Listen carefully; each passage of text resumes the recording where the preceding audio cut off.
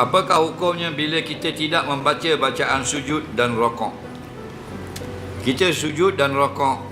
Contoh dalam rokok kita sunat baca beberapa bacaan, antara yang viral yang datang sampai kepada kita, Subhana Rabbiyal Azim atau Subhana Rabbiyal Azim wa bihamdih.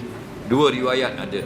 Riwayat yang paling banyak Subhana Rabbiyal Azim, riwayat yang kedua Subhana Rabbiyal Azimi wa bihamdih. Boleh baca satu atau kedua-duanya sekali, okey. Dan bila kita sujud, sunat kita baca Subhana Rabbiyal A'la atau Subhana Rabbiyal A'la wa bihamdih dan bacaan yang lain. Okey. Apakah hukum kalau kita sujud dan rokok tak baca apa-apa? Hukumnya sah rokok dan sujud kita. Yang rukunnya ialah rokok dan sujud. Bacaan sunat. Siapa yang baca dapat pahala dan kelebihan. Siapa yang sengaja tak nak baca, perbuatan dia itu makruh, walaupun solat dia sah. Kerana mukhalifus sunnah itu makruh.